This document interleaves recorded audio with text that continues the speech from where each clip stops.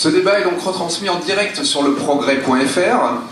Vous en retrouverez de larges extraits dans nos éditions papier et numériques, dans les différents départements, dans les éditions du Progrès du Rhône, de l'Ain, de la Loire, de la Haute-Loire et de l'Isère. Ce scrutin va se dérouler les 6 et 13 décembre pour les premiers et deuxièmes tours. Ce sera le premier. Vous retrouverez donc sur scène et par ordre alphabétique Christophe Boudot, ici pour la liste Front National présentée par Marine Le Pen, Cécile Kukierman pour l'Humain d'abord, que vous trouvez au fond par rapport à moi, à votre gauche donc pour résumer, Jean-Charles Colas à côté d'elle pour le Rassemblement citoyen écologique et solidaire, à côté Jean-Jacques Kéran pour Nous c'est la région, et Laurent Wauquiez pour un nouveau souffle pour notre région, le grand rassemblement de la droite et du centre.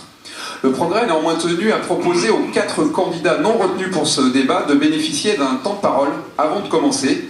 D'autres peuvent être présents parmi nous ce soir. Alain Fédel pour l'UPR avec François Asselineau, le parti qui monte malgré le silence des médias, pas voulu venir. Et Éric Lafont pour 100% citoyen. 2 autres sont parmi nous.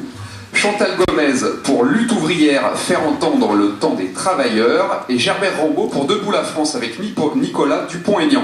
Ce sont eux qui vont lancer la soirée. Ils vont avoir le micro pendant 3 minutes pour vous présenter leur candidature. Chantal Gomez, je vous demande de nous rejoindre, s'il vous plaît. Les partis politiques, que ce soit du PS au FN en passant par la droite, ils récupèrent cette émotion pour nous faire marcher derrière une unité nationale, pour nous faire marcher derrière la guerre qu'ils vont intensifier au Moyen-Orient. Et cette unité nationale, nous la dénonçons parce que cet état d'urgence aujourd'hui ne fait que diviser encore un peu plus la population, stigmatiser les immigrés et les musulmans, renforcer les racistes et finalement limiter nos libertés les plus fondamentales, comme notamment les manifestations. Alors toutes ces gesticulations de l'État français et des politiciens qui sont autour d'eux, eh bien elles ne seront d'aucune utilité contre les terroristes. Elles sont complètement inefficaces. On a eu les mêmes d'ailleurs gesticulations après les attentats de Charlie Hebdo. Mais tout ça, ils voudraient qu'on soit derrière eux, mais ils ne nous disent pas la vérité. Et en réalité, vous savez, ces monstres djihadistes, ils ne sortent pas de rien. Ils sont le fruit pourri des guerres menées par les grandes puissances au Moyen-Orient, des guerres menées pour les intérêts d'une minorité de groupes capitalistes, à commencer par ceux du pétrole et de l'armement. Et ils sont donc le fruit pourri de ces guerres. Et ces bombardements, cette intensification des bombardements finalement, eh bien ça renforcera encore plus ces groupes djihadistes et ça n'apportera absolument, même ça risque d'avoir l'effet contraire. Donc nous voulons dénoncer bien sûr toute cette gesticulation autour de ces attentats et cette récupération. Alors, vous savez, nous dénonçons aussi ce gouvernement Hollande qui aujourd'hui bombe le torse, donne dans le nationalisme, a repris d'ailleurs le programme sécuritaire du FN, et nous le dénonçons parce que ce sont les mêmes aujourd'hui qui portent les coups des travailleurs ici en France, qui attaquent nos droits, qui attaquent le code du travail, qui attaquent nos retraites, et qui attaquent et qui finalement aident ces grands groupes capitalistes à semer le chômage en leur donnant des millions de subventions. Et au niveau de la région, Jean-Jacques Kéran mène la même politique, celle qui consiste à abreuver de subventions publiques les grands groupes capitalistes, alors que ça n'a aucun effet sur le chômage. Et bien au contraire, ça augmente le chômage. Alors moi, je m'adresse à tous les travailleurs qui sont aujourd'hui révoltés, qui sont écœurés par cette politique, et je voudrais que justement ils ne s'abstiennent pas, et tous ceux qui ne sont pas résignés, eh bien, ils auront le choix dans ces élections de voter pour le camp des travailleurs et de voter pour la liste lutte ouvrière, en exprimant leurs intérêts de classe. Merci Madame Gomez. Gerbert Rambaud, je vous laisse prendre la place de Madame Gomez.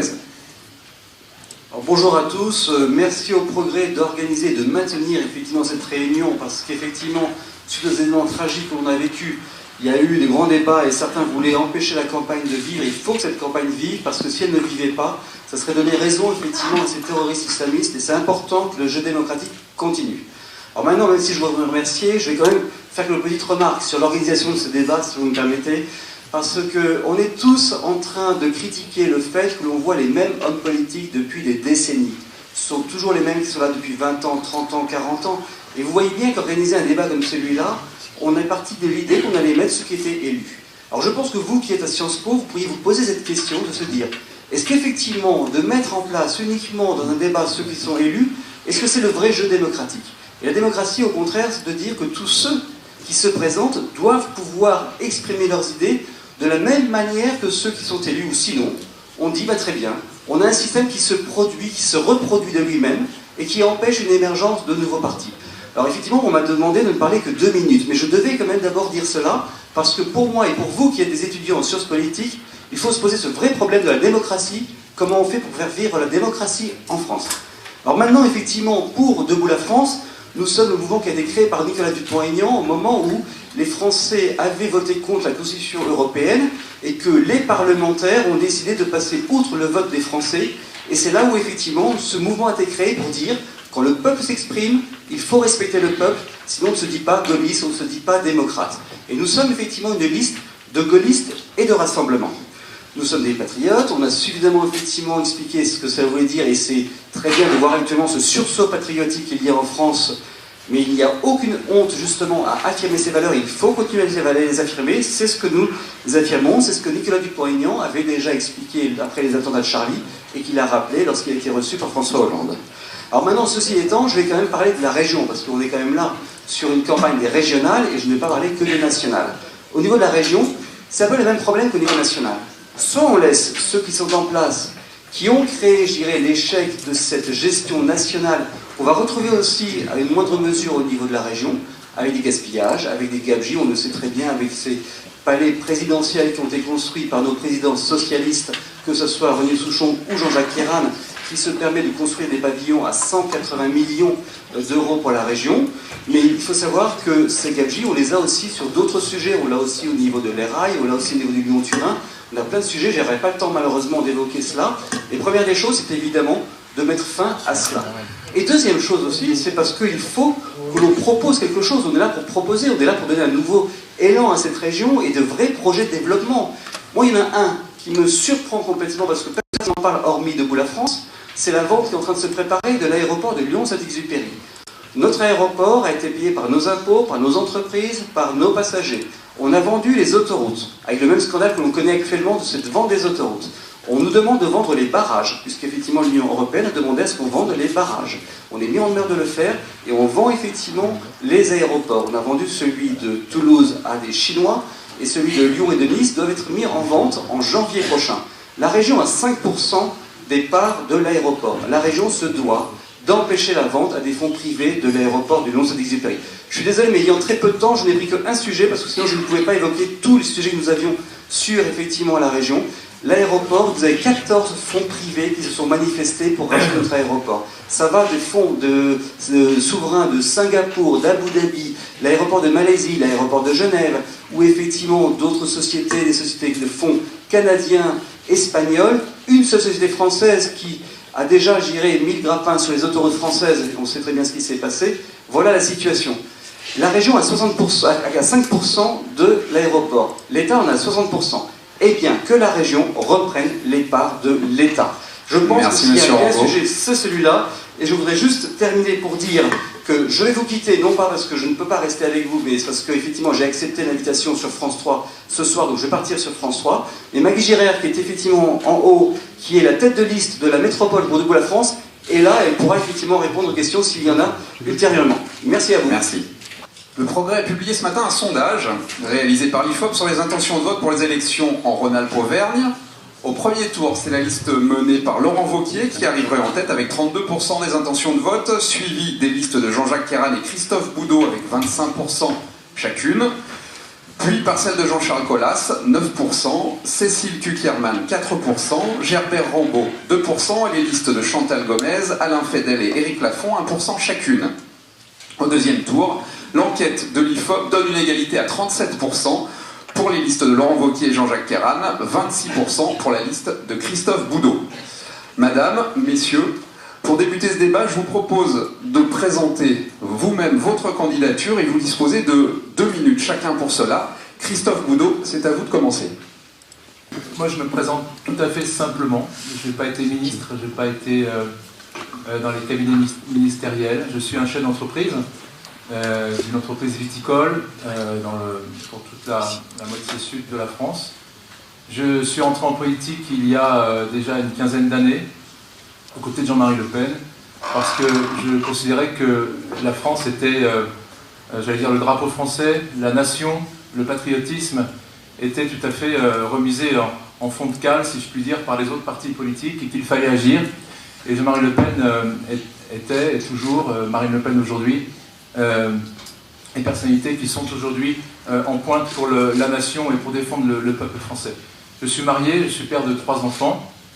Je suis aussi conseiller municipal de Lyon depuis 2014 et président du groupe à la région Rhône-Alpes depuis 2010. Je suis entouré d'une équipe formidable, d'une équipe de spécialistes, une équipe de chefs d'entreprise, une équipe de médecins qui sont autour de moi pour véritablement gérer cette nouvelle région, la réformer, pour en faire une région tournée vers ses territoires, parce qu'avec la nouvelle réforme territoriale, on sait très bien, on le savait depuis le début, et ça commence à se confirmer, que cette région va être technocratique à l'image de l'Union européenne et qu'il y aura des déficits d'écoute avec les territoires. Et ça, nous devrons vraiment, en tout cas je mettrai un point d'honneur à tourner cette région vers les territoires. Je mettrai également la famille au centre des dispositifs. La région a une politique sociale mais n'a pas de politique familiale. Et je considère qu'il faut que la famille soit au centre de nos dispositifs avec les entreprises et avec la sécurité. Voilà, on en parlera tout à l'heure, je crois. Merci. Cécile Cukierman, c'est à vous la parole. Merci de l'invitation. Tout d'abord, bonsoir à toutes et à tous. Simplement, peut-être pour présenter la liste que je conduis. Donc, bien évidemment, comme toutes les autres listes, composées de 230 candidates et candidats. 230 candidats et candidates qui font le même constat, celui de vie frappée par les politiques d'austérité et en même temps animée, chevillée au corps par la détermination d'apporter des alternatives, de porter haut les valeurs d'une gauche qui ne renonce pas, d'une gauche sincère, parce que dans la situation politique, dans la crise économique et sociale dans laquelle nous sommes, c'est cela que nous voulions porter devant les Auvergnats et les Rhône-Alpins.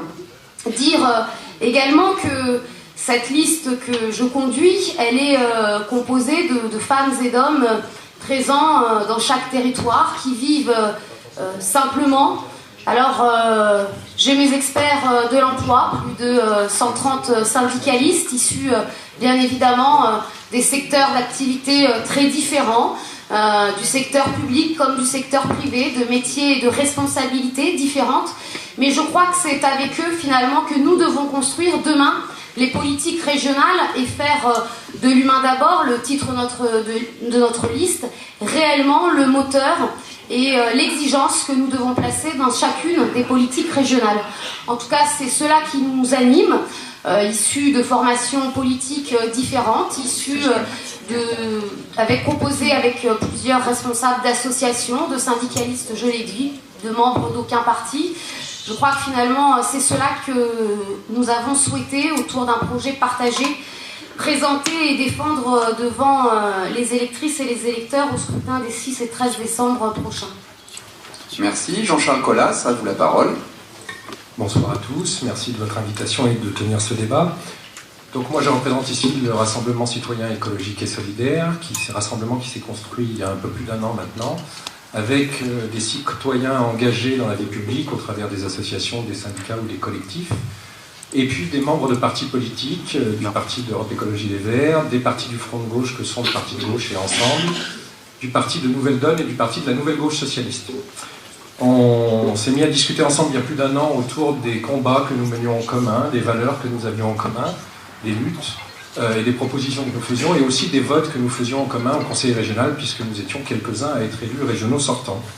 Et puis petit à petit, nous avons construit un projet, une charte éthique, qui insiste aussi sur la question du cumul de mandats et le refus de la professionnalisation de la politique, Et puis, nous avons constitué à la fin du printemps nos listes et notre projet définitif. Notre projet, il tourne d'abord sur l'idée que ces élections régionales qui se dérouleront dans quelques jours sont bien des élections régionales qui vont permettre de désigner une majorité régionale qui aura décidé de politiques qui influeront le quotidien des habitants d'Auvergne-Rhône-Alpes dans le cadre des compétences régionales. Ce quotidien, c'est pour nous le bien vivre et le bien vivre ensemble, et ça tourne bien sûr d'abord autour des sujets d'emploi et d'économie, et d'emploi local, d'emploi de proximité, d'emploi non délocalisable, et on y reviendra. Mais ça tourne aussi autour du défi climatique et de l'enjeu climatique pour nous et pour nos enfants, et de l'enjeu de la transition énergétique. Ce projet, il se préoccupe avant tout des petits projets utiles au quotidien des gens, que ce soit dans la formation, dans l'enseignement, dans les transports, dans l'habitat ou dans l'économie, plutôt que de grands projets inutiles qu'on nous promet depuis longtemps et qui viendront peut-être dans quelques décennies. Voilà. Merci, Jean-Jacques Perran. Cette nouvelle région, cette région Auvergne-Rhône-Alpes, j'y crois. J'y crois, et depuis l'annonce de cette union entre nos deux régions, j'ai engagé avec René Souchon, qui est le président de la région Auvergne, un travail préparatoire. Nous avons mobilisé nos administrations, nous sommes prêts, et ce qui me paraît important, ce que traduit votre sondage du progrès, c'est qu'il y a, vis-à-vis des habitants de notre grande région, une adhésion de plus en plus grande à ce projet. Je crois que c'est le travail que nous avons accompli, mais c'est aussi le fait que les milieux économiques, les syndicalistes, les milieux universitaires, le monde de la recherche, le monde de la culture s'inscrit maintenant dans ce nouveau cadre. Alors cette grande région, elle aura la taille de l'Irlande, elle sera aussi peuplée que la Suisse ou que l'Autriche, elle sera aussi riche par son PNB, ce qu'on mesure au niveau de la richesse à la fin. C'est donc un grand territoire. Par rapport à ce grand territoire, il faut un président à temps plein et un président d'expérience. Président à temps plein, j'ai renoncé à mon mandat de député en 2012. Je me consacre intégralement à la région Rhône-Alpes. Et je pense que la taille de notre région impose d'avoir un président à temps plein. Un président d'expérience aussi pour avoir géré la région, parce que la mise en place demandera en particulier, et la première année, de regrouper nos administrations, de mettre en place un certain nombre de décisions sur le plan économique, sur le plan de la formation, et cette expérience va compter. Je pense que nous avons une région qui a un potentiel exceptionnel. Nous sommes la 8e région d'Europe. Nous sommes la première région de montagne. Nous avons des universités, ici à Lyon, mais aussi Clermont, Grenoble, Saint-Étienne, la Savoie, qui représentent un potentiel exceptionnel. Il y a beaucoup d'énergie dans notre région, l'énergie des entrepreneurs, l'énergie du monde de la culture, et c'est cela qu'il faut mettre en mouvement, et cela qu'il faut faire fonctionner du mieux possible en réseau. Et je pense que notre Monsieur région... Perran, il faut conclure. Oui, notre région, dans la crise que connaît notre pays, c'est aussi une forme de permis en disant que la liste que je conduis est une liste des socialistes, des radicaux de gauche, des écologistes et des démocrates, que la numéro 2 ici, en ce qui concerne la métropole, est au premier rang. C'est la présidente du Concéropole, Véronique Triel-Mémoire, qui n'a pas d'appartenance. Merci, Monsieur Perran. Monsieur Vauquier, c'est à vous. Aujourd'hui, on a un conseil régional dont on ne sait plus à quoi il sert. Mauvais sur les TER, mauvais sur l'apprentissage, baisse des crédits du contrat de plan sur l'enseignement supérieur et la recherche, et c'est la région de France qui a connu cette année la plus grosse augmentation du taux de chômage. La région est marquée par des gaspillages de gestion, 180 millions d'euros pour le palais qui a été construit à Confluence, alors que le projet initial était à 80 millions d'euros. Un train de vie des élus qui n'est pas respectueux, 2 000 euros de facture de téléphone portable, 250 000 euros de frais de restaurant, les scandales des rails ou de la RALD, avec y compris des actions en justice.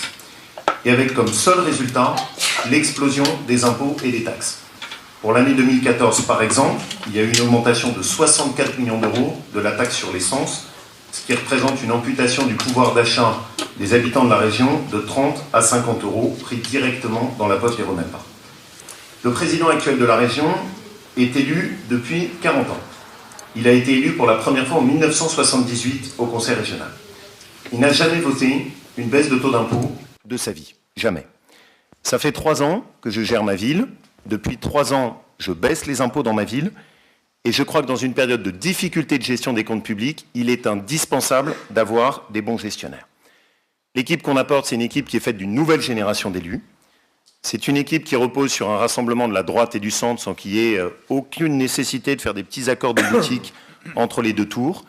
Et notre premier impératif, c'est de remettre de la clarté dans la gestion de la région, avec un plan d'économie de 300 millions d'euros, un projet qui repose sur des économies, aucune augmentation d'impôts et de taxes sur la durée du mandat. Merci.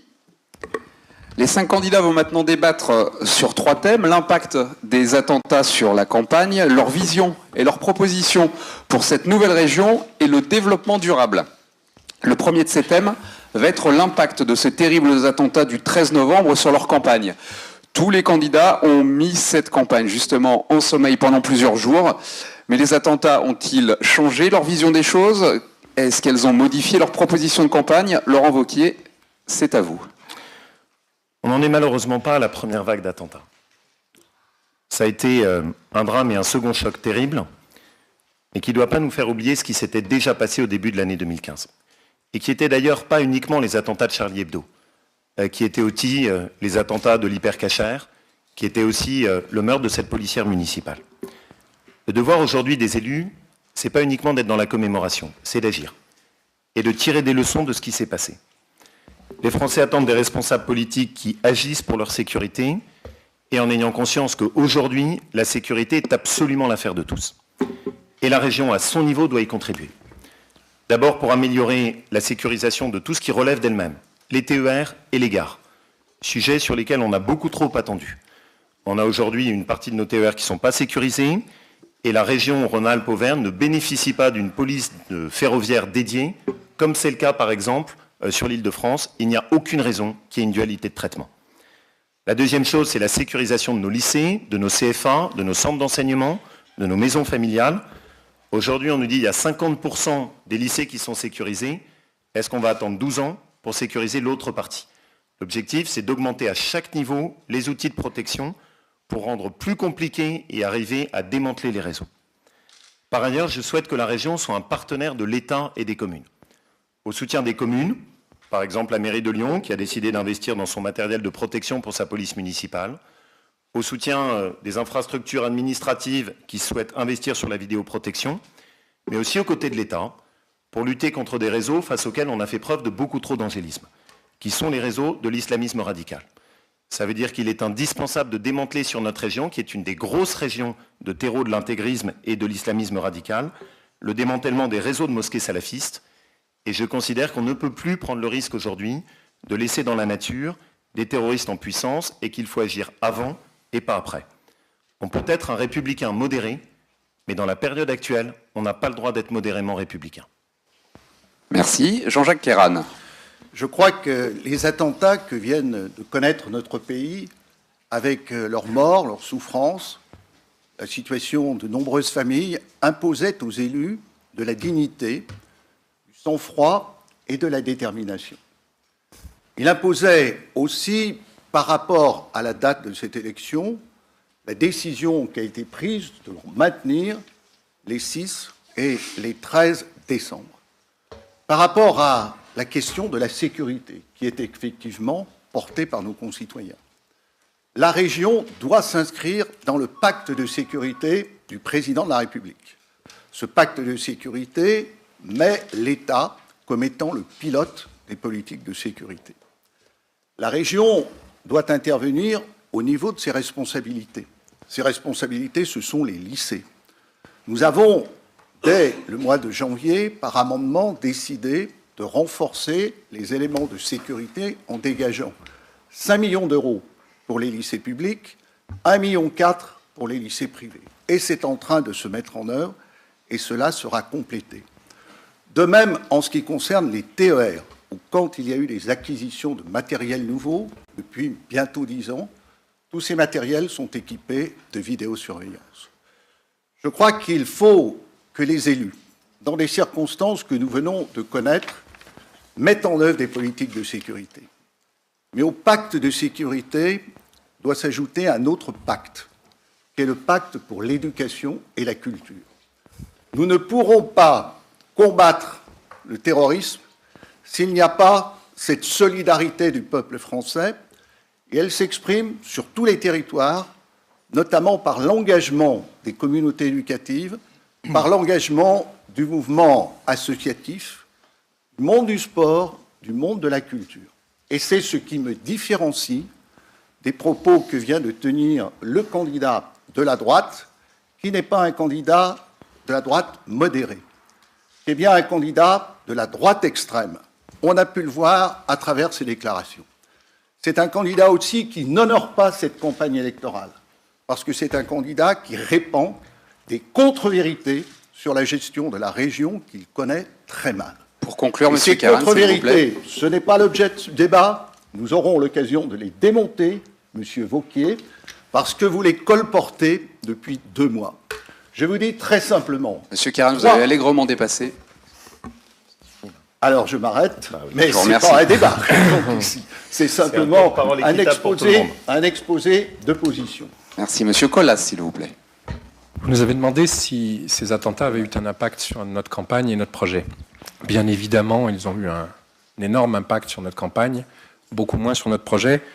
Comme vous tous, nous avons été émus, touchés, foudroyés, sidérés par la gravité, l'inhumanité des actes du 13 novembre.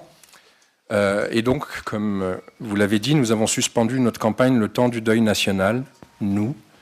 Et nous avons repris progressivement, sereinement, sérieusement, à partir de mercredi, y compris pour aller à la rencontre des citoyens pour discuter de cet état de fait et de cette ambiance conséquente de ces attentats. Je crois que les citoyens avaient effectivement besoin de parler de sécurité, mais aussi de parler de ce qui fait société. Pourquoi cette société s'est délitée à ce point-là? Qu'est-ce qui peut amener ces jeunes à devenir ce qu'ils sont devenus? Nous, on a voulu leur dire que nous pensons que nous ne sommes pas en guerre. La France n'a pas été attaquée par un pays étranger. Quelle que soit la gravité de ces actes, ils relèvent de l'état de droit, de la justice et de la police de notre pays, parce que la justice et la police, normalement, doivent pouvoir traiter ces choses-là, et en particulier le renseignement, même s'il a été un petit peu affaibli, et que ces 2 compétences étaient des compétences de l'État. Et nous regrettions d'ailleurs que certains gouvernements auxquels a appartenu M. Wauquiez aient supprimé quelques milliers de postes de policiers, où vous parliez de la police ferroviaire tout à l'heure, M. Wauquiez, la SUGE, qui a perdu 2000 postes sous votre gouvernement, et qui existe déjà, bien évidemment. Nous avons dit, face à ces attaques, la démocratie est notre arme, et voter doit être un acte de résistance. Le gouvernement a décidé de maintenir les élections régionales des 6 et 13 décembre. Pour nous, le débat démocratique doit avoir lieu avant les élections, dans le cadre de cette résistance.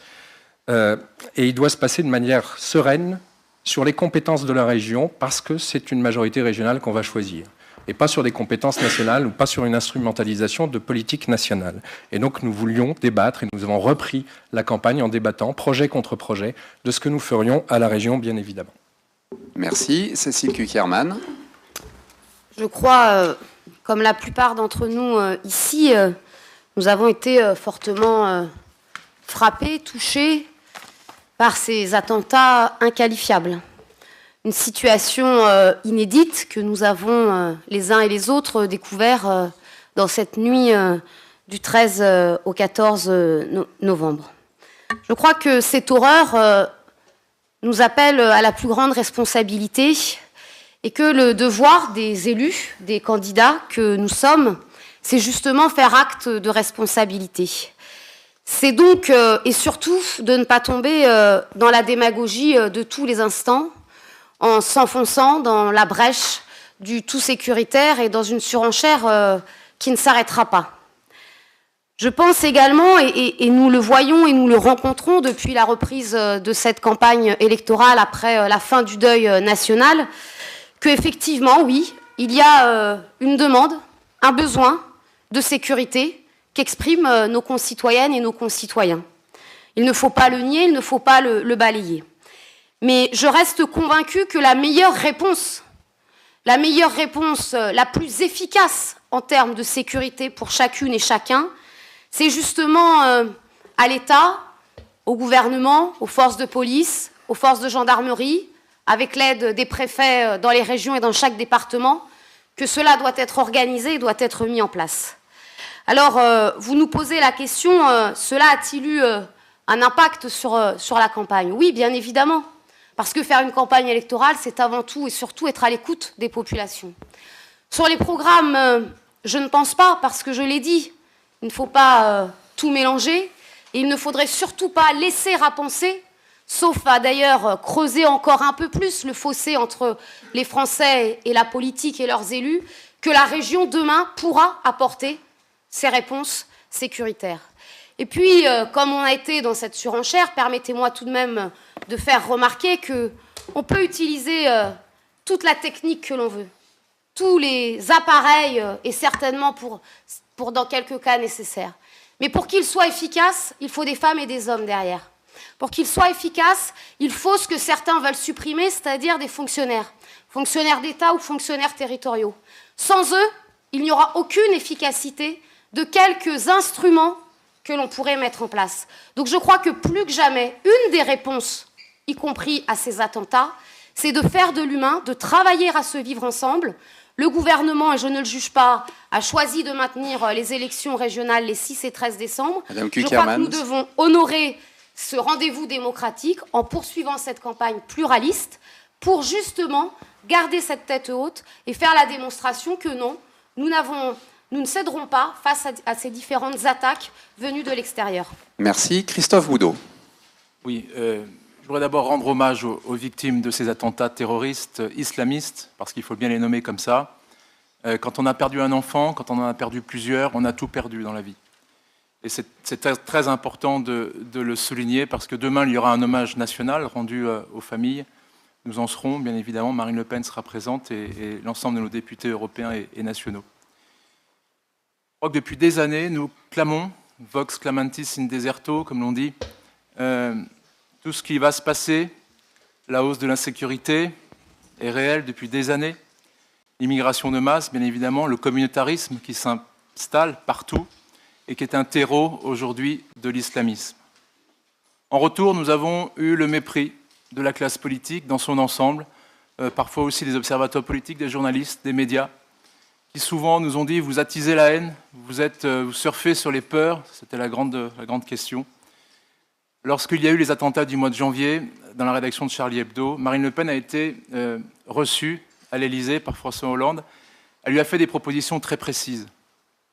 Retour au contrôle des frontières nationales, déchéance de la nationalité française pour les Français qui partent faire le djihad, surveillance et enfermement des personnes qui sont fichées S pour terrorisme. Vous savez qu'il y en a plus de 6 000 en France, 1 200 dans notre région. Expulsion des imams radicaux, fermeture des mosquées salafistes. Tout ça a été dit et redit. Rien n'a été fait. Si, peut-être un site internet, stopjihad.com.gouv.fr. Il aura fallu attendre 130 morts pour commencer à prendre des mesures qui généralement sont les mêmes que le Front National proposait déjà depuis des années. Alors, bien sûr, cette guerre, parce que c'en est une, a été déclarée depuis de nombreuses années déjà. Mais la France s'est abaissée. La France a abaissé son niveau de protection depuis de nombreuses années, à cause notamment du gouvernement de Nicolas Sarkozy, auquel appartenait M. Laurent Wauquiez, qui a supprimé 12 500 postes de policiers, 2 000 postes de douaniers et 54 000 postes de militaires. Et ça, il n'y a pas 10 ans, il y a seulement 5 ou 6 ans. Moi, je suis comme tous les Français, je n'ai pas confiance au Parti socialiste, je n'ai pas confiance en l'UMP, les Républicains, pour nous diriger en ce moment, alors que les problèmes sont très graves. Pour conclure, oui, au niveau régional, bien évidemment, nous supprimerons toutes les subventions pour les syndicats, pour les associations politisées, communautaristes, SOS Racisme, par exemple, et d'autres, la FRAPNA, d'autres associations comme ça. Et nous réemploierons cet argent dans la sécurisation des lycées. Oui, ça vous fait peut-être rire, c'est la sécurisation des lycées, la sécurisation des maisons familiales, des lycées techniques, des lycées professionnels. Et puis M. Wauquiez parlait tout à l'heure de l'absence de police.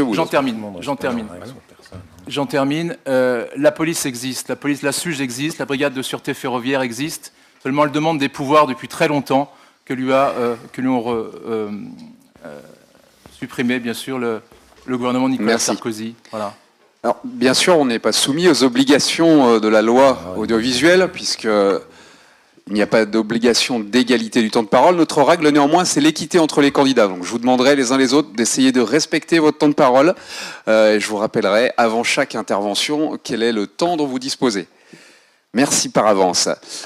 On va maintenant, avant d'aborder le deuxième thème, passer sur une série de questions où les candidats ont assez peu de choix. Ils peuvent répondre par oui ou par non. Donc, ça va aller assez vite. La première question, vous venez tous plus ou moins d'évoquer ce sujet. Je vais simplement vous demander, vous, à titre personnel, est-ce que vendredi, vous allez pavoiser votre domicile du drapeau tricolore, comme l'a demandé le président de la République? Cécile Cukierman? Oui. Laurent Wauquiez? Oui, comme toujours. Christophe Boudot? Non. Jean-Charles Collas? Non. Jean-Jacques Kerran? Oui. La deuxième question, si vous êtes président de la région, dans un mois, soutiendrez-vous toujours la réalisation du Lyon-Turin? Jean-Jacques Kerran? Oui. Jean-Charles Collas? Non. Cécile Cukierman? En tant que présidente, oui. Christophe Boudot? Non. Laurent Wauquiez? Oui.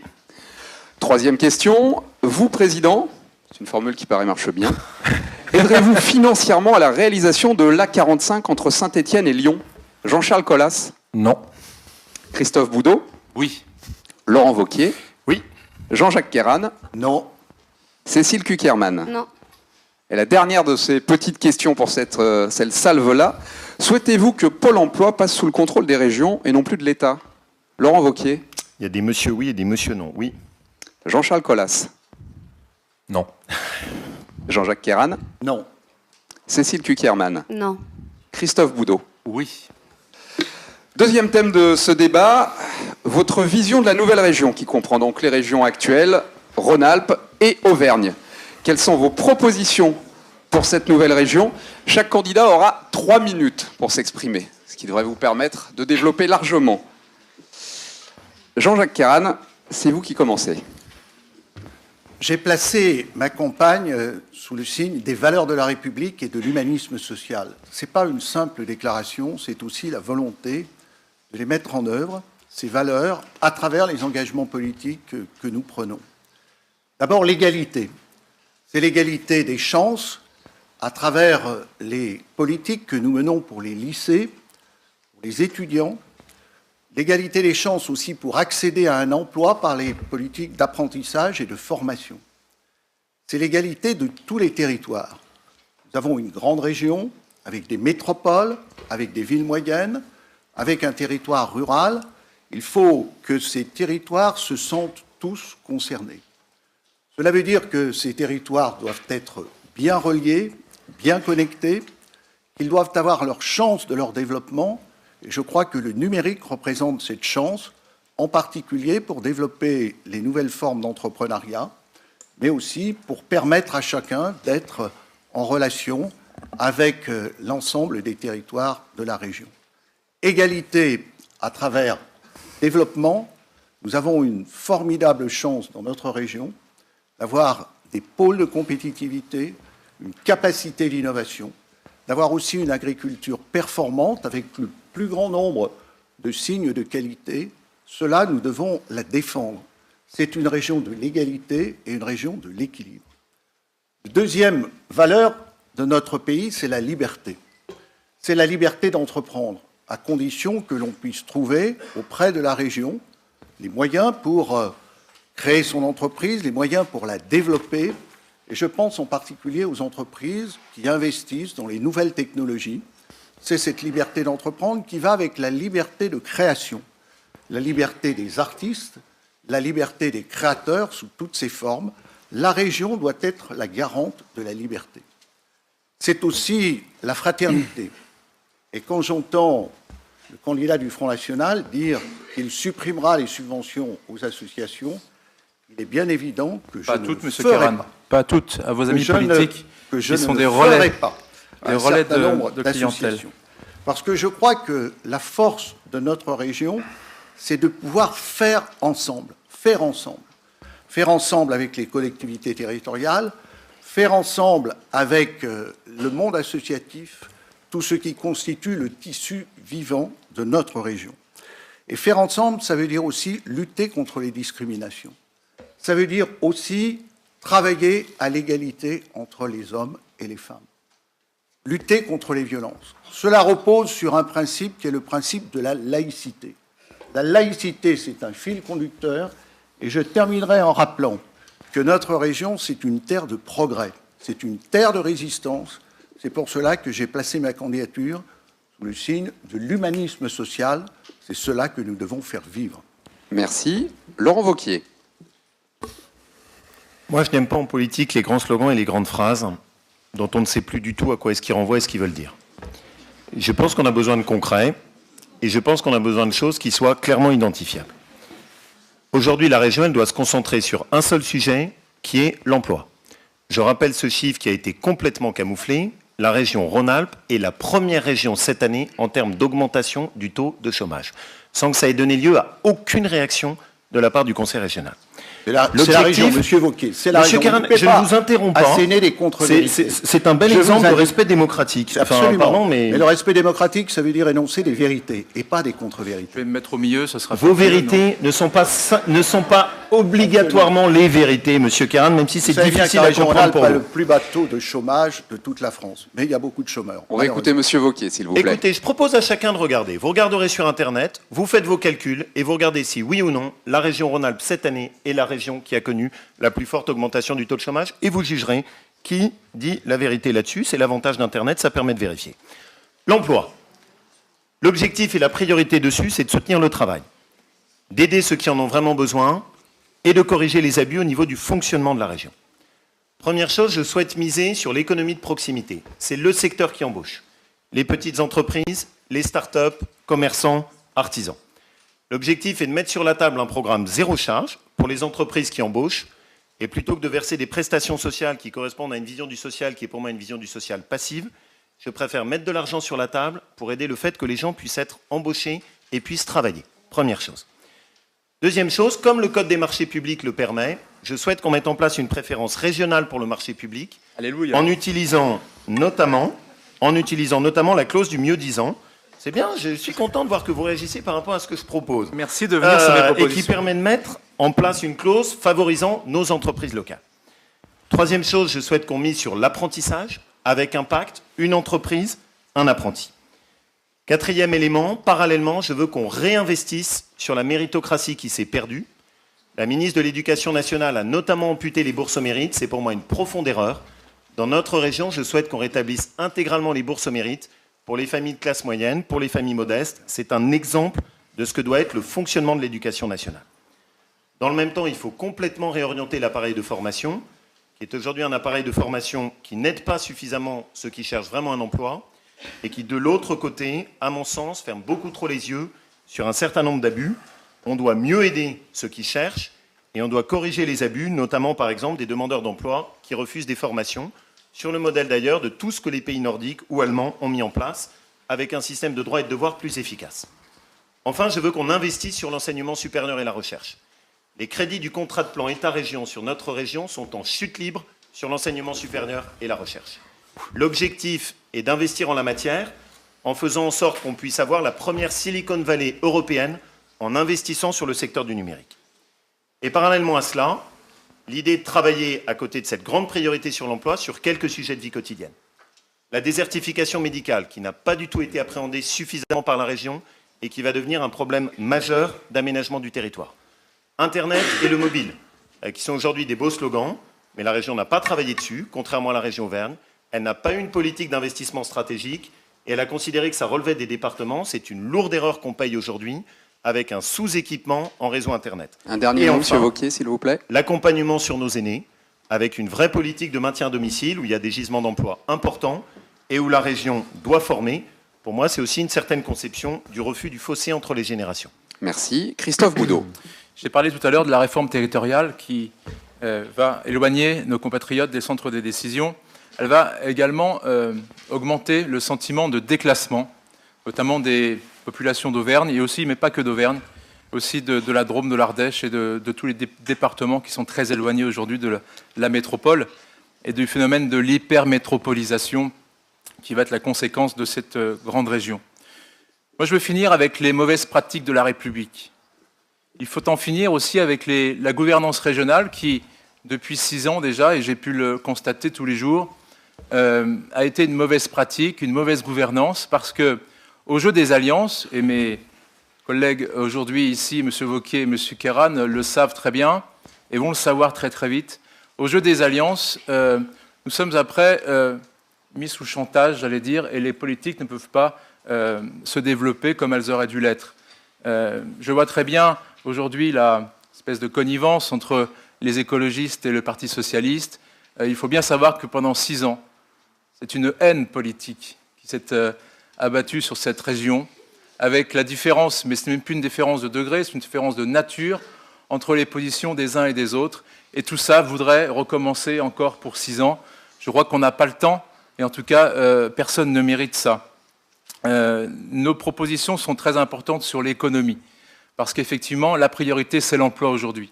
Autour de moi, des chefs d'entreprise qui réussissent, qui ne sont pas des ex-chefs d'entreprise, qui sont là, aujourd'hui, en train de gérer leur entreprise, leur boîte, et qui créent des emplois tous les jours, sur l'international et aussi en France.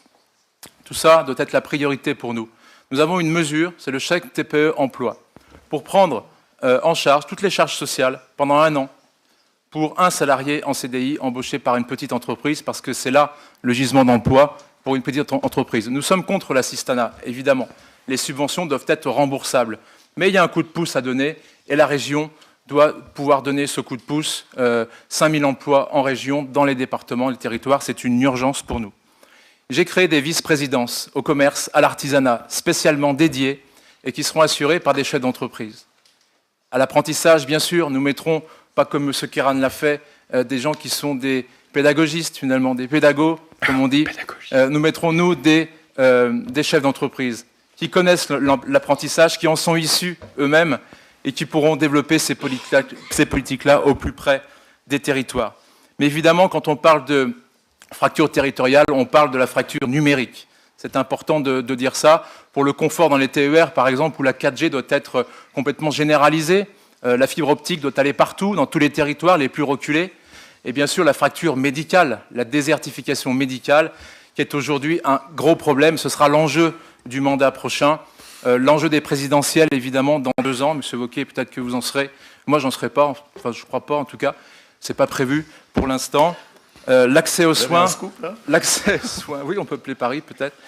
L'accès aux soins, aujourd'hui, est en grave déficit. 35% des Français ne peuvent plus soigner leurs dents, ni soigner leurs yeux. Et ça, c'est un gros problème. Et la région doit faire porter la puissance publique sur cette désertification médicale. Et j'en termine.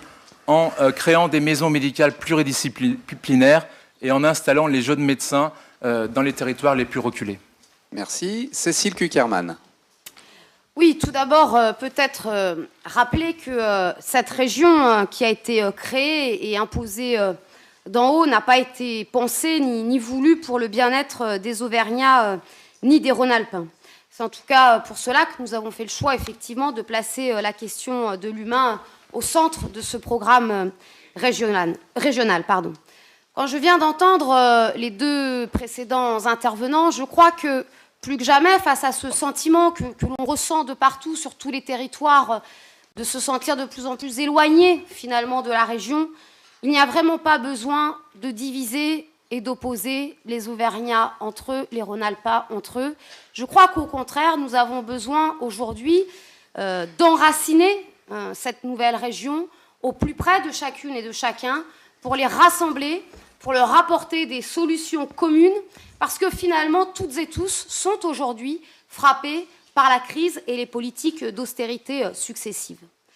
Je crois également que cette région qui a été voulue pour accentuer la compétitivité entre les territoires doit demain, au contraire, s'appuyer sur la richesse de chacun des territoires et travailler à la complémentarité et éviter, bien évidemment, ce que beaucoup craignent, le fait que très certainement les richesses seront drainées vers les métropoles, alors que tout à l'inverse, nous avons besoin plus que jamais d'irriguer les richesses, les savoir-faire vers l'ensemble des territoires de notre région. Nous avons 4 grands axes que, bien évidemment, je ne détaillerai pas ici, mais faire de l'emploi la priorité régionale, en insistant sur le fait que chaque euro dépensé d'aide économique doit l'être au service de l'emploi, son maintien, sa création, sa sécurisation, mais aussi à la relocalisation des emplois. Les aides économiques, à mon avis, doivent répondre à la règle des 3 tiers. 1 tiers pour la production industrielle, 1 tiers pour l'industrie innovante et 1 tiers pour l'économie sociale et solidaire, une économie sociale et solidaire qui s'adresse aux femmes et aux hommes, qui développent ces richesses-là plutôt que de développer les profits. Bien évidemment, la question de l'égalité territoriale, je l'ai évoquée, est au cœur de notre projet, parce qu'il y a des déserts médicaux à combattre, mais rappelons tout de même que la loi Bachelot, HPST, puis malheureusement la loi Touraine viennent aggraver ces déserts médicaux et que donc bien évidemment il y a besoin d'une volonté politique, de politique publique pour faciliter l'installation, mais y compris pour, jusqu'au sein de l'Agence régionale de santé où la région siège, rappeler la nécessité, l'exigence du maintien de l'hôpital public de proximité, seul garant de l'accès aux soins pour toutes et pour tous, quel que soit son territoire et quelle que soit sa situation sociale. Bien évidemment, la question du transport, mais j'y reviendrai dans la question suivante, si vous me le permettez. Puis je crois à la nécessité d'une région solidaire, et permettez-moi, j'ai envie de dire, après ces événements que nous venons de vivre, une région fraternelle, parce que plus que jamais, nous avons besoin de ce vivre ensemble, d'un vivre ensemble qui s'adresse à la jeunesse, qui lui garantit la gratuité effective des études pour les lycéens et les apprentis, du développement d'une culture, d'un tissu associatif très riche et qui n'est pas partisan, Monsieur Boudot. Vous n'avez pas le droit de dire ce que vous dites. Les associations, ce sont des femmes et des hommes qui se rassemblent pour défendre des projets. Je vais vous demander les associations, ce sont ces bénévoles qui, au quotidien, s'adressent à chacune et à chacun, qui, au quotidien, s'adressent parfois à toutes celles et à tous ceux qui n'ont rien. Et donc, oui, nous avons besoin de les aider, de les accompagner pour poursuivre leur projet et non pas un Merci, projet Madame qui serait Kuckerman. politicien. Jean-Charles Collas. Oui, alors c'est assez frustrant parce qu'on a envie de réagir et de répondre à beaucoup de choses. Alors, vous me permettrez juste d'expliquer un sourire quand j'ai entendu tout à l'heure que la FRAPNA serait une dangereuse association communautariste, celle de la communauté des animaux, c'était autre chose, dans laquelle dangereuse. Des terroristes se préparent à nous attaquer. C'est vrai que La planète des singes était un beau livre puis un beau film, mais bon, c'est loin de la réalité quand même. Oui, Monsieur Boudot, nous continuerons de dire que vous attisez la haine et que vous instrumentalisez les peurs. Et quant aux accusations que vous avez portées contre moi tout à l'heure, ceux qui me connaissent ici, dans tous les camps de la majorité ou de l'opposition régionale, peuvent dire que je n'exprime jamais de la haine. Et je crois que même contre vous, j'aurais du mal à en ressentir. Merci. Pour revenir à notre projet...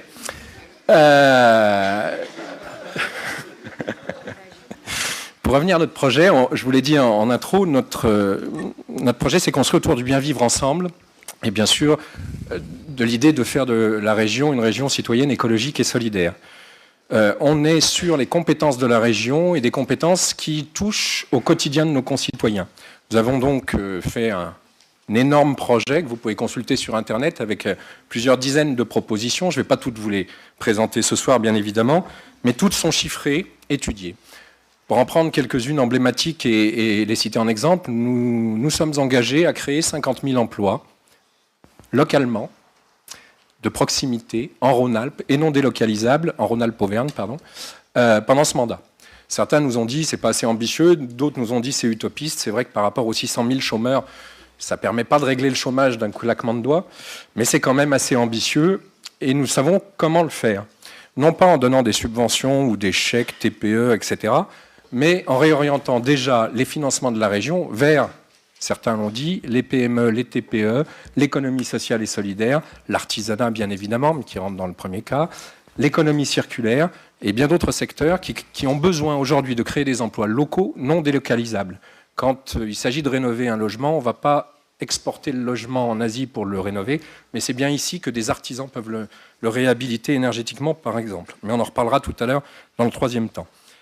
C'est aussi la transition écologique de l'agriculture. Parce qu'aujourd'hui, on a une agriculture intensive d'abord, puis maintenant industrielle, avec les fermes-usines, qui, au-delà des pollutions des sols et de l'eau, tuent des agriculteurs. 25% des agriculteurs sont malades des pesticides. Un agriculteur se suicide tous les 2 jours. Est en crise permanente, avec un quart des exploitations qui sont prêtes à mettre la clé sous la porte, et des crises dont vous avez tous entendu parler toute l'année. Et à chaque fois, malgré tout l'argent public de la PAC, il a fallu rajouter encore de l'argent public. Et il y a une agriculture locale, paysanne, de qualité, biologique, qui, elle, en particulier en Auvergne-Rhône-Alpes, se développe avec une croissance à 2 chiffres, avec des agriculteurs qui sont fiers de leur boulot et des consommateurs qui leur disent en plus régulièrement. Et donc le rôle de la région, c'est de réorienter ces aides à l'agriculture pour accompagner l'installation et la transition des agriculteurs existants vers cette agriculture de qualité locale et paysanne, qui elle aussi crée de nombreux emplois d'ailleurs.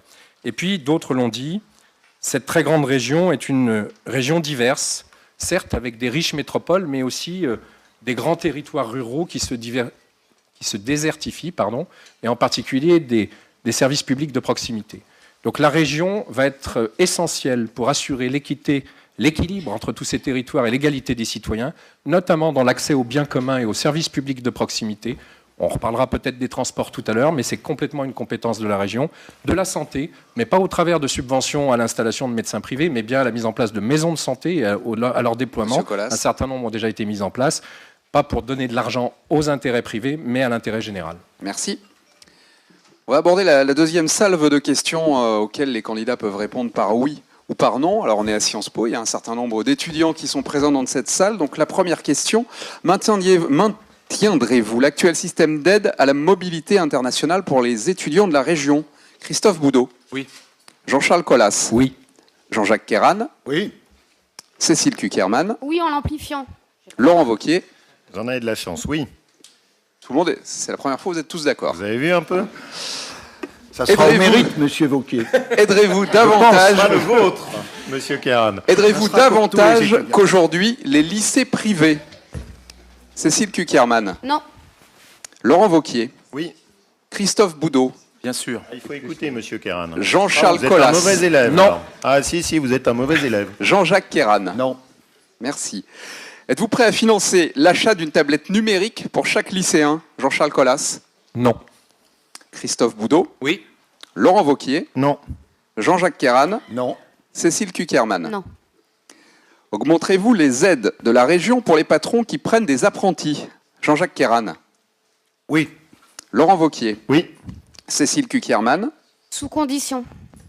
Christophe Boudot. Oui. Jean-Charles Collas. Oui, sous condition aussi.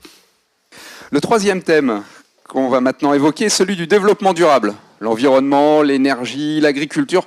Chaque candidat ne voit pas forcément les choses de la même façon. Vous allez avoir 3 minutes chacun pour faire part de votre vision du développement durable. Et on commence avec Jean-Charles Collas.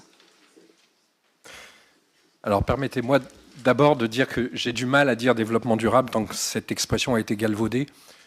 Et ce qu'on appelle en France développement durable, qui est d'ailleurs une très mauvaise traduction de développement soutenable, est un petit peu incompatible, à mon avis, avec la foi en la croissance, comme le Messie qui reviendrait un jour, ou le productivisme qui va avec, et travailler plus, pour gagner plus, pour consommer plus, pour produire plus, pour travailler plus, pour gagner plus, etc. Il me semble qu'il y a là une contradiction majeure. Pour nous, le développement soutenable, c'est d'abord des mesures concrètes. La COP21 va se réunir dans quelques jours. Nous espérons encore qu'elle aboutira à un accord contraignant pour relever le défi climatique. Mais cet accord contraignant des États ne suffira pas. Il faut bien sûr que tous les citoyens, et on sait bien vous responsabiliser quand il s'agit d'environnement ou de gaz à effet de serre, s'investissent dans ce défi climatique, mais il faut aussi que l'ensemble des collectivités territoriales, et en particulier la région, mettent en œuvre des politiques qui permettent de réduire nos émissions de gaz à effet de serre, qui permettent de réduire la pollution, qui améliorent la santé de nos concitoyens. Donc nous avons des propositions concrètes, chiffrées. J'ai parlé tout à l'heure de l'enjeu de la transition énergétique, et en particulier dans la rénovation des bâtiments et de l'habitat. L'enjeu pour tenir les engagements qui seront, je l'espère, pris par la COP21, c'est de réhabiliter énergétiquement 100 000 logements par an en Auvergne-Rhône-Alpes pendant les 40 ans qui viennent. 100 000 logements par an. On en est très très loin. Ces 100 000 logements par an, ils n'ont pas besoin de subventions d'argent public. Les économies d'énergie qui que permettrait cette rénovation énergétique finance dans un temps de retour sur investissement, suivant le type de logement et le fait que ce soit plus ou moins une passoire thermique, en 10, 20, 30, parfois 40 ans, les travaux qui sont nécessaires de faire. Le problème aujourd'hui, c'est l'accès au crédit. Les particuliers, les propriétaires, les copropriétaires, comme les petites entreprises d'ailleurs, ont beaucoup de mal aujourd'hui à accéder au crédit dans les banques privées quand elles n'ont pas l'argent de côté déjà en épargne. Et donc il y a un enjeu essentiel à ouvrir ce marché. C'est bon pour le climat, c'est bon pour la facture des foyers qui voient leur facture énergétique baisser, et c'est fortement créateur d'emplois. Si on arrivait à rénover 100 000 logements par an en Auvergne-Rhône-Alpes, on créerait 50 000 emplois juste dans ce secteur. Nous créerons donc une banque publique régionale d'investissement qui permettra à des taux zéro d'ouvrir ce marché de la rénovation énergétique. Mais la question du développement durable, ce n'est pas, soutenable, ce n'est pas que la rénovation énergétique. Un enjeu est celui des transports. On en a déjà un petit peu parlé. Là aussi, on va être précis. Il y a aujourd'hui les moyens de reporter les marchandises sur le rail. Nous voulons enlever très rapidement dans ce mandat 500 000 poids lourds qui aujourd'hui passent par le tunnel du Mont-Blanc et par le tunnel du Fréjus, et donc les deux vallées alpines qui les mènent, pour les mettre sur la voie ferrée existante. Il y a la capacité de créer 100 trains supplémentaires par jour, et ça enlève énormément de poids lourds et énormément de pollution. Et puis juste un dernier mot. Vous comprenez évidemment que nous sommes très attachés à ce défi climatique et à la COP21. Je me souviens être intervenu à la région il y a une dizaine d'années et avoir prêché dans le désert. Aujourd'hui, c'est vraiment l'enjeu. Et ce qui va se passer la semaine prochaine est important pour nous tous, pas seulement pour nos enfants, mais aussi pour nous tous. Merci. Christophe Boudot. Oui, M. Collas parlait de la COP21. Je crois que déjà les grands États ont déjà affirmé qu'il ne devrait pas y avoir de conclusion trop contraignante. Donc ça part assez mal, à mon avis. Enfin, on verra bien tout cela. Je crois que l'écologie, l'environnement ne doit pas être un problème de droite ou de gauche. On dit souvent que les écologistes sont plus attirés par des thématiques politiques qu'écologistes. En tout cas, c'est ce que j'entends dire autour de moi. Je n'ai peut-être pas beaucoup d'écologistes autour de moi, c'est vrai, peut-être c'est pour ça. Je vous l'accorde bien volontiers. L'eau, la biodiversité, la faune, la flore, le mix énergétique, toutes ces choses-là ne doivent pas faire oublier le développement économique, la liberté d'entreprendre et le principe d'aller et venir. Donc tout cela doit être quand même hiérarchisé et priorisé. Je suis pour une écologie raisonnable, qui s'appuie sur des acteurs de terrain, des acteurs de la ruralité par exemple, et parlons de l'agriculture, parce que ce sont eux les vrais acteurs de la ruralité, les vrais acteurs de l'environnement. Nous voulons tripler le budget agricole dans le prochain mandat. Je l'ai toujours dit à Michel Grégoire, je l'ai toujours dit au président Kéran, ce budget est beaucoup trop sous-représenté aujourd'hui dans les budgets, dans le budget global. 39 millions d'euros à peu près entre les deux régions, c'est bien trop peu pour aider nos agriculteurs et aider l'ensemble du monde rural. Je crois qu'il faut moderniser nos exploitations, c'est une priorité aujourd'hui et la région doit aider. J'ai toujours voté les budgets qui allaient dans ce sens à la région et en commission. Il faut instaurer, pour aider ces agriculteurs, un patriotisme alimentaire. C'est très important, nous le disons pas depuis quelques jours ni quelques semaines, nous le disons, nous, depuis au moins 15 ans. Au moins 1998, c'était dans notre programme régional, qu'il fallait aider le circuit court et aider les agriculteurs à, diriger les flux d'approvisionnement directement vers les cantines scolaires. Bien sûr, il faut aussi avoir la volonté d'organiser ces flux avec les lycées directement. Et ça, la région pourra y aider. Nous, vous savez, on veut essayer d'aider les agriculteurs, mais il faut que les députés nous aident. Parce qu'aujourd'hui, au niveau de l'Union européenne, tous les députés de droite, de gauche, votent la poursuite, par exemple, des négociations sur le traité transatlantique. Ce traité, si un jour il vient à l'œuvre, sera la ruine de nos exploitations, sera la ruine de nos AOC, appellation d'origine contrôlée, sera la ruine du monde rural. Et ça, il faut se battre contre, et nous nous battons contre, en tout cas, le Front National, au niveau de l'Union européenne. Il faudra bien sûr se battre aussi contre les travailleurs détachés, qui font peser une concurrence très lourde et qui alimentent les fermes-usines que l'on voit fleurir un peu partout. Il faudra aussi s'appuyer, et j'en terminerai là, sur les chasseurs, pourquoi pas, qui sont eux vraiment des acteurs de la ruralité pour la préservation et l'entretien des paysages et aussi des chemins forestiers, pourquoi pas. Le nucléaire aussi, si on parle de l'énergie, le nucléaire doit être préservé. S'il vous plaît, M. Boudot. J'arrive dans une seconde. C'est une... voilà, vous m'avez fait perdre mon fil, M. Lombard, ça va prendre un peu plus de temps. Dommage. Le nucléaire est pour nous une richesse en France qu'il faut préserver, bien évidemment, qu'il faut soutenir. Ça coûte très cher, mais c'est une énergie propre. Et je crois que pour me résumer, parce que je dois terminer, une nouvelle écologie sans politique, sans dogme, et en relation directe avec les agriculteurs, avec les territoires, au plus près de la nature. Merci. Jean-Jacques Kéran. Notre région, les régions d'une façon générale, sont à l'avant-garde des politiques en matière de développement durable. C'est elles qui expérimentent, celles qui mettent en œuvre des actions qui sont souvent reprises au niveau des États. Je veux d'abord rappeler que notre région a pris 2 décisions importantes que nous confirmerons. Elle s'est prononcée hors OGM, elle s'est prononcée aussi hors gaz de schiste. Et cela me paraît un fondement indispensable d'une politique écologique. À partir de là, quelles sont les orientations? La première, c'est de faire une région à énergie positive. Cela a été souligné à travers les démarches qui peuvent être entreprises pour la rénovation énergétique des bâtiments. Cette rénovation énergétique des logements, c'est un pouvoir d'achat supplémentaire donné à nos concitoyens.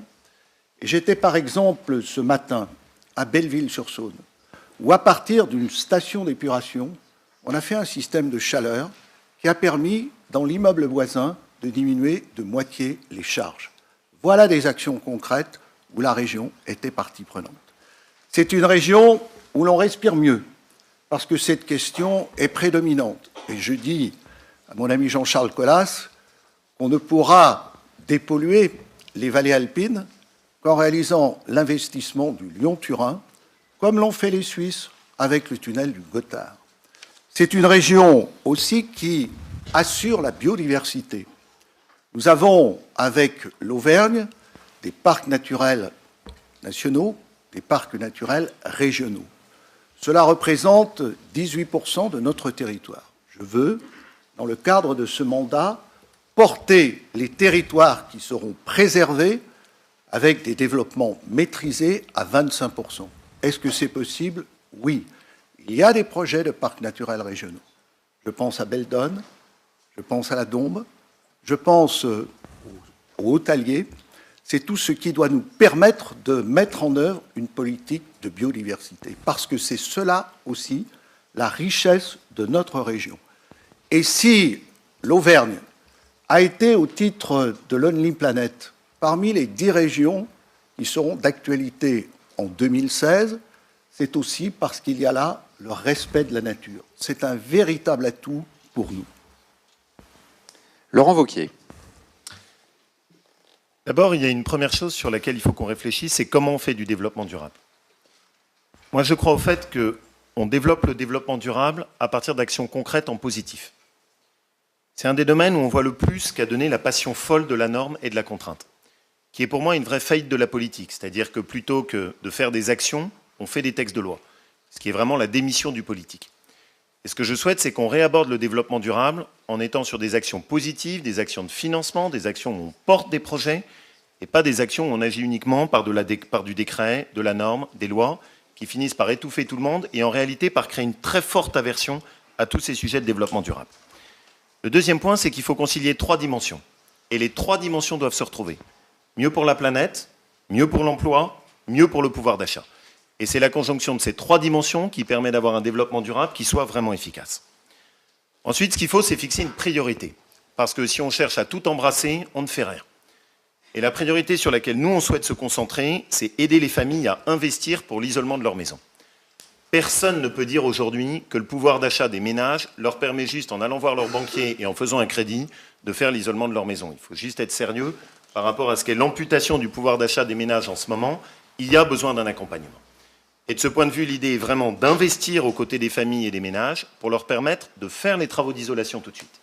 Ça permettra de faire une relance sur tout ce qui est le secteur du bâtiment, de monter en puissance, et je voudrais que notre région soit une région d'excellence sur toutes ces questions, des nouvelles techniques de construction et des nouvelles techniques d'isolation. En même temps, on préserve le budget et on améliore l'environnement. Aujourd'hui, je suis parfois assez frappé quand je vois les actions d'environnement, de voir à quel point la région s'est dispersée. Elle est partie sur le soutien d'actions de lutte contre le réchauffement climatique, 1 million d'euros au Sénégal. Elle est partie sur des actions, par exemple, de développement de la forêt amazonienne. J'ai fait de l'engagement humanitaire, je trouve ça très bien, mais je trouve que c'est important que la région se concentre d'abord sur les actions qui sont sur notre territoire. Une pensée globale et une action qui soit locale.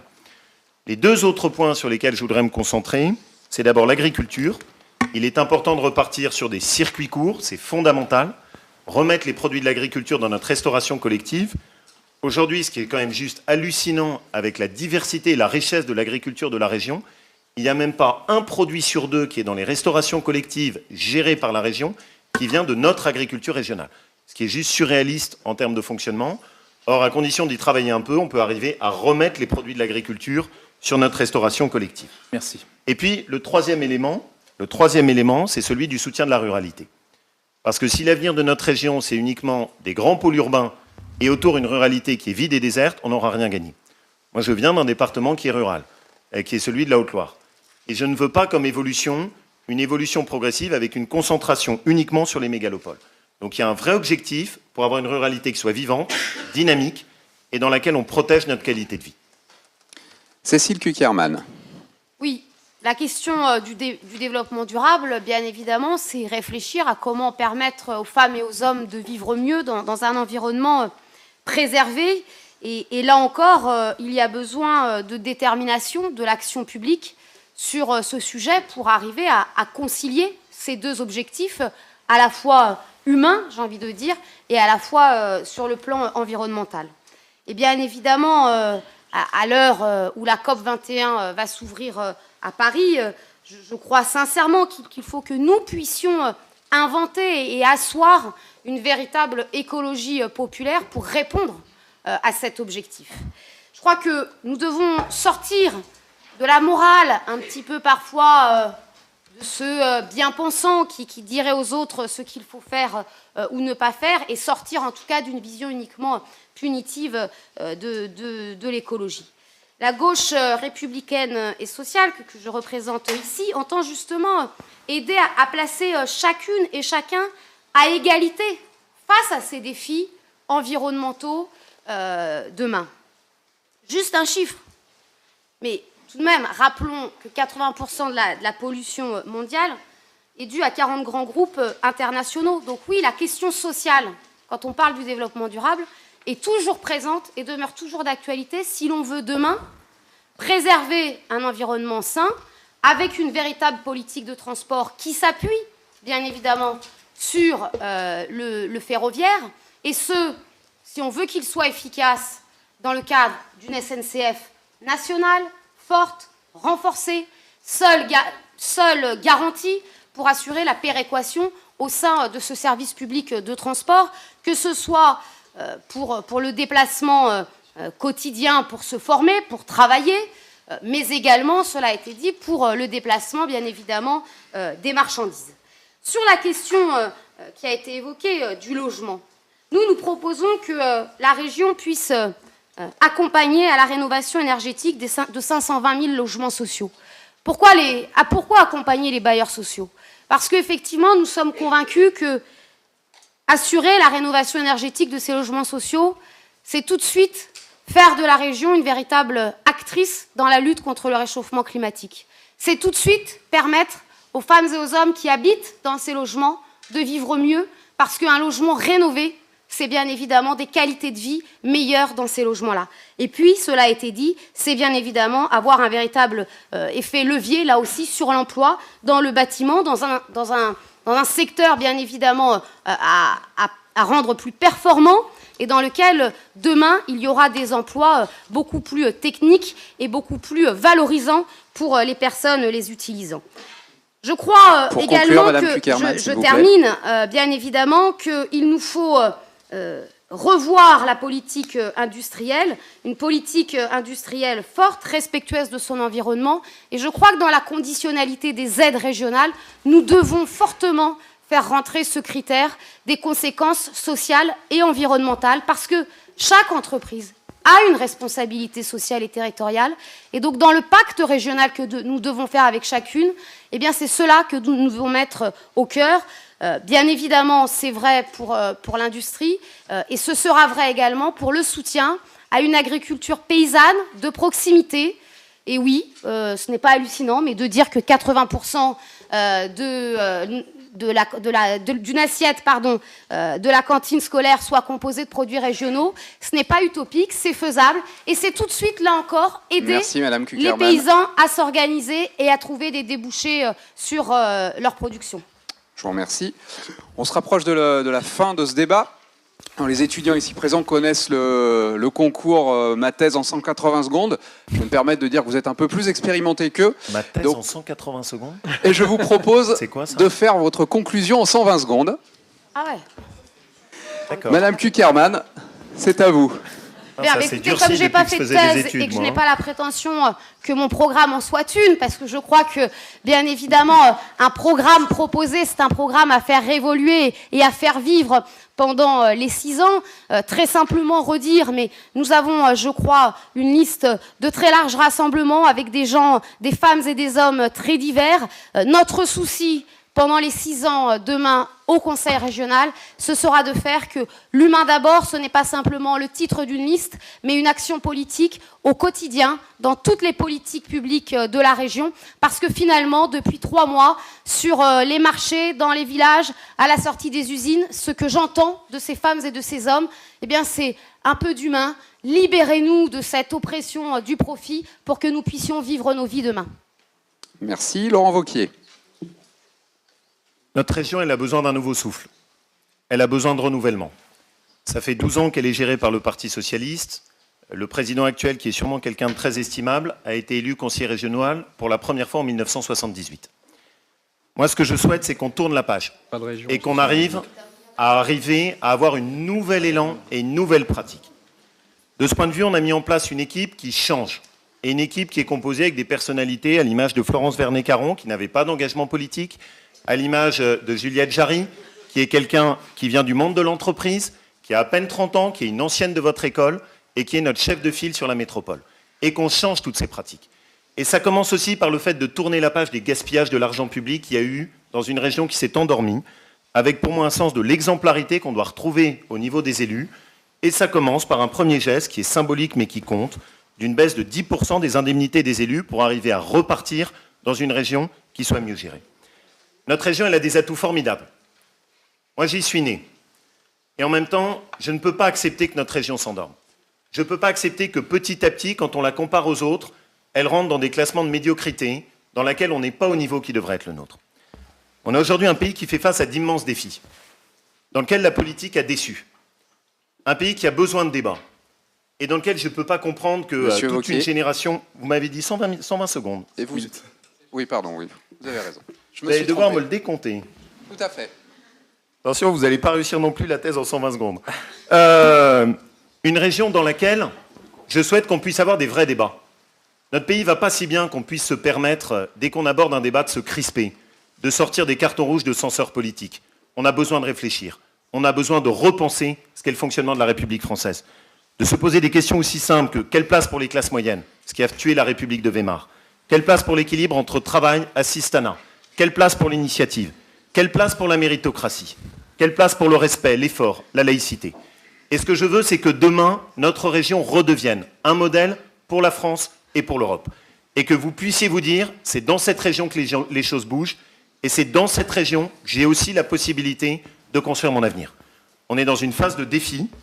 Il faut avoir des politiques et des convictions claires, de la détermination et de l'énergie. C'est ce que je veux que notre équipe réapporte dans cette région. Jean-Charles Colas.